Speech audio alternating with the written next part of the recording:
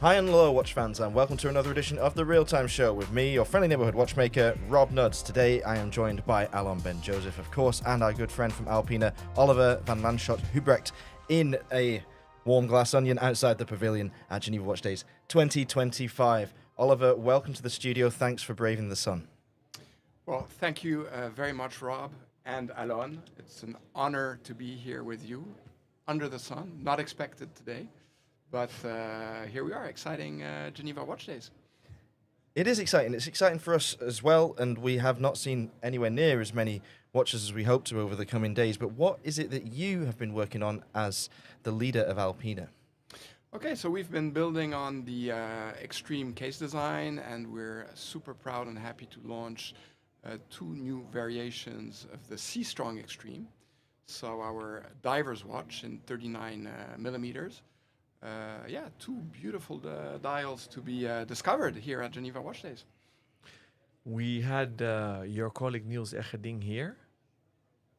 They are exhibiting with Frédéric Constant at Beau Rivage. I assume Alpina as well. Yes, correct. Yes, so we obviously have the watches here under the tent, here at the Rotonde du Mont Blanc. But we have our suite at the Beau Rivage, where we're welcoming people from around the world representing press and retail. So, exciting times. Are consumers welcome as well as at Frédéric Constant for Alpina to walk in and try the watches? Absolutely. So I encourage you to come, take the opportunity. This is the beauty of Geneva Watch Days. It's open, it's friendly. We're here to meet all of you, right? So please do. And come and see us, 5th floor, room 525. take the elevator, guys. Run. Take the and lift. the TRTS community members, if you show that you're part of the WhatsApp community, will Oliver show them something special? I think he might have something for our good followers, which we're not going to reveal today, but we will talk about it at least obliquely. And if the eagle-eyed amongst you are watching Oliver's wrist like a hawk, then you might have seen something very special already. But just a note on the Beau Rivage, in case anyone is in town and you want to come down and visit, don't be surprised when you walk in there if it looks very, very different from the last time you visited, because it's under renovation, and it's a renovation that I believe is going to take about 2 years. Oliver, have you heard anything else?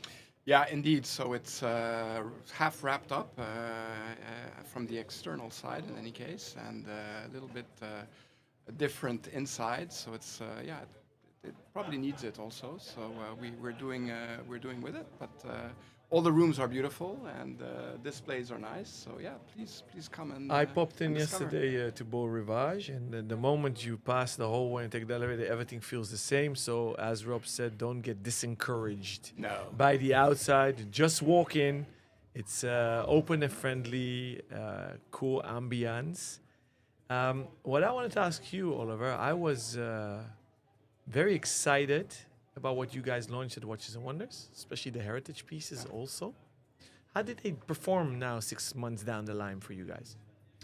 Very well. So the heritage side always has a lot of attractivity, I think, really amongst the passionate watch collectors, aficionados, and so on. We've got such a beautiful story to tell with Alpina, and we managed to tell it through the watch launches and the heritage collection that we have. We came with a Tropic Proof, which has a beautiful story and period in the 1960s. So it was great to present it to you at Watches and Wonders, but now it's beautiful to see it also, getting out of the stores and selling out nicely. So I think we have something special there. Amazing.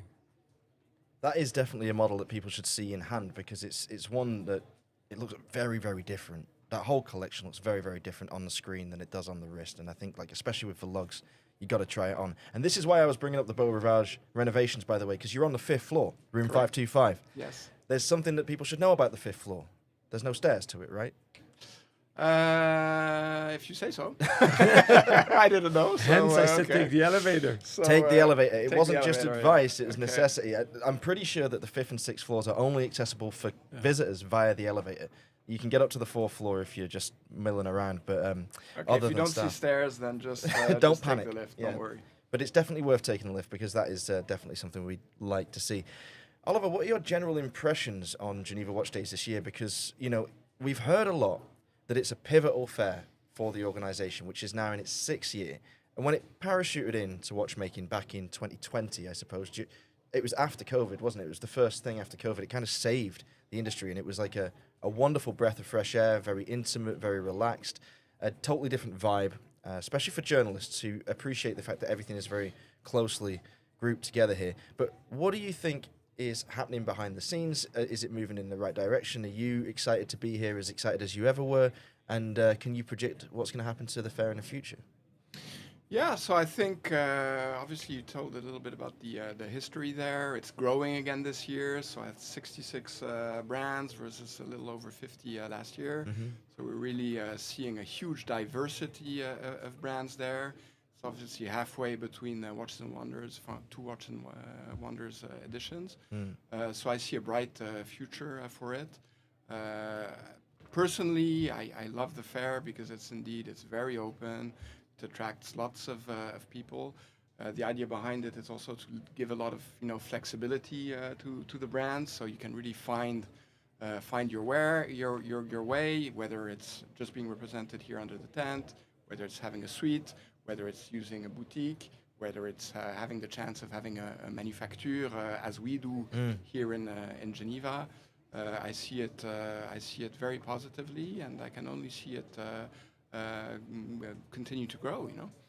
If any visitors to Geneva during this week, or maybe throughout the year, might be simpler, want to visit the Alpina manufacturer, how do they do that? Can they? Absolutely. So this is also, I'd say, one interesting aspect of Alpina is that we're very open. We've got the manufacturer here in Geneva, in Plan-les-Ouates.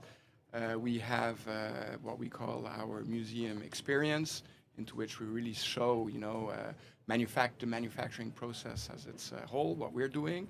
But then a very nice part of it, which is dedicated to the Alpina heritage, showing many interesting pieces, really showing all the innovation and all the history behind the Alpina Watchmaking Union, founded in 1883. So you're very welcome to come. Reservation is recommended, but please come and visit us. I think it's a unique opportunity to do, especially for the real-time, the TRTS community, right? I have been, and it is highly recommended. I've seen quite some musea, and factories. It's not far from here. You said, Oliver, just now recommended if people have a stopover at the airport or decide last minute they want to come.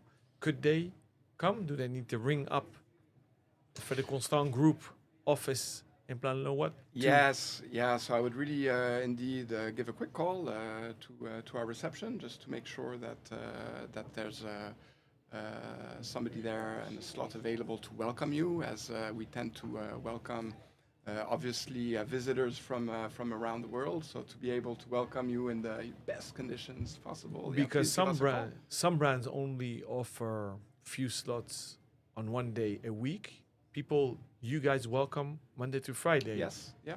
So there are a lot of slots available. So don't be slots. scared. Yeah, exactly. Just give us a quick call. We're reactive. We're open and flexible. So please do. So people that are here until Sunday and they might stay over, they might get lucky on Monday, the 8th of September. Absolutely. Okay. I'm not an expert in Geneva tram networks, but if memory serves, it's very easy to get to, isn't it? You just take the 15 in the direction of Ziplo outside Cornevan, and that'll take you pretty much all the way to Plan-les-Ouates.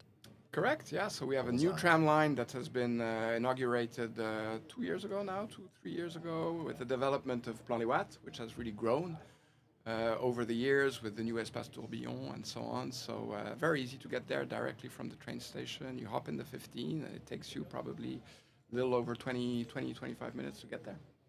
It is a fantastic facility as well. It's enormous, isn't it, really? Like, everything that's going on there is, if you're a fan of watchmaking, it's one of the places you really do have to visit at some point in your life. And Patek Philippe is literally next door. Yeah, so we're surrounded by very nice watch brands around us, including Patek Philippe, yeah. So we're really probably 200-300 meters away. Yeah. That's the kind of heritage you want in good company. Well, Patek's in good company as well, of course, because Alpina's got a long and storied history. But let's talk about the future now. What is coming on the horizon? Right. So many exciting things, of course. Right. So with Alpina, we always have these two angles. Obviously, the heritage side that we like to develop. We have our extreme case design that we're further developing. Indeed, some interesting and exciting things to come in terms of collaborations. Right, Alon and Rob. So once again, please come and see me in Beau Rivage, and you might have a glimpse of something interesting. Obviously, we have our four pillars, our four collections. So we've been focusing quite a lot on the extreme case design. Obviously, we're going to be working also more on some of the other collections in the future. So you can expect some exciting elements coming in the pilot area and the Startimer collection. So that deserves attention, and we have some very exciting things to come. Obviously, we have our C Strong presentation that is taking place right now, Geneva Watch Days. We've reworked the dials with a matte grain dial, vintage Luminova on it. Looks super nice. But again, trying to stay also faithful to what we're doing. We don't have too many references in the collection. We have about 50 references. We don't want to go much over that. We want to give time to our products, to live, to breathe, to get recognized, to get out there. So we were taking it, let's say, having a steady pace, in an exciting way, but trying to do things, one after the next. I personally find it really refreshing when a brand has got a nice tight collection with not too many references polluting a catalogue. We sometimes see people.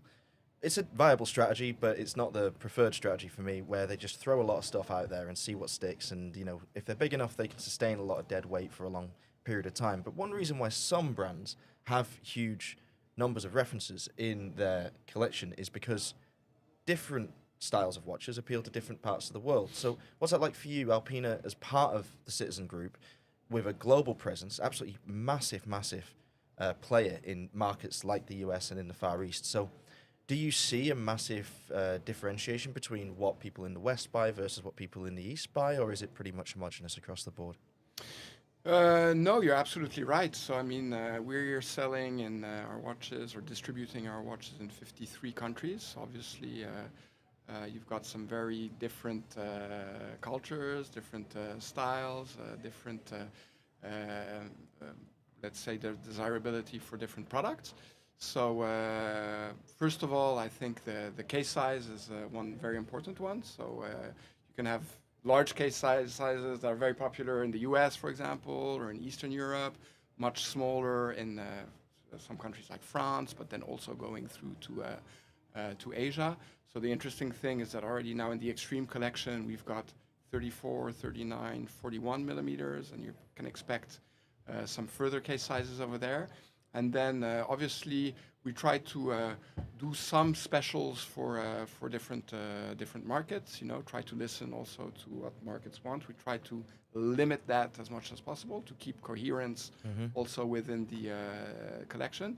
So it's sort of an interesting balance between listening and doing the right thing for the market, but keeping coherence within the collection across the board and internationally. What size is the watch on your wrist right now? 39 millimeter. It's actually a cushion case. So we would say it's a 39. It looks a little bit bigger because depending where you measure, so if you look at the diagonal of the cushion case, you're at 40.5 millimeters. Okay. So it's really an interesting fit on the wrist, I must say. It's a great size, though, because, I just guess your wrist is about 17.5-ish centimeters. Yeah, exactly. I don't have a small wrist either, so I guess it fits super nicely. Yeah, it looks For great. me, it's definitely the right size. It is for me. I can't wait to strap mine on.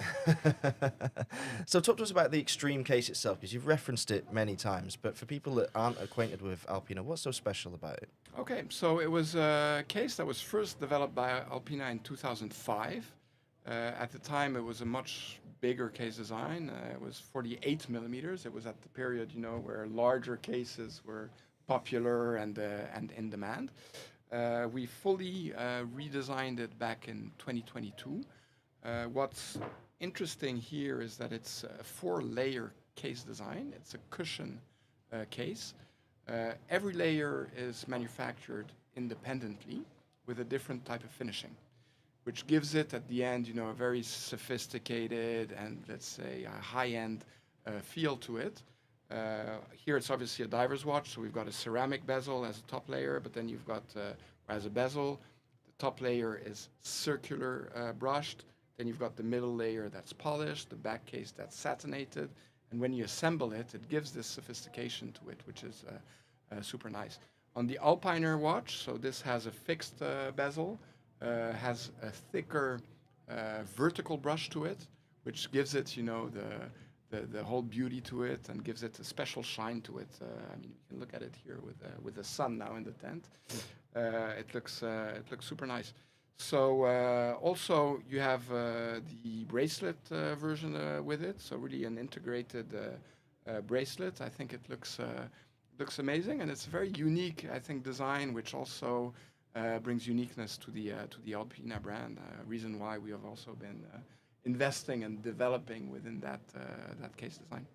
It's really nice to see those refinements being made over years. This case has become so much more wearable in so many ways, and it's just a great everyday piece because it's elegant as well as robust. It's and the addition of a ceramic bezel insert was, I think, just a brilliant choice because it adds depth and a little bit of gloss to those raised numerals, which it's a lovely thing to look at. That's for sure. So we're going to wrap up the show at that point and get outside for some fresh air. You'll hear me saying that a lot over the next few episodes because we've really submitted ourselves to a trial here in this glass onion, haven't we? Oliver, what does the rest of the day hold in store for you? Wow, so it's a packed day, so which is why we're here, right? So it's really presenting our timepieces mostly to press, coming from around the world. But then it's also taking the time, with the impromptu visitors coming to meet new people, but also, first of all, have a good time, and spend time together around our common passion, which is watchmaking, right? Well, I hope we get to have a celebratory drink together in the pavilion this evening. Thank you to everybody for listening. Thank you for tuning in. Please like, share, comment, and subscribe, and we'll see you soon. Thank you all. Thank you.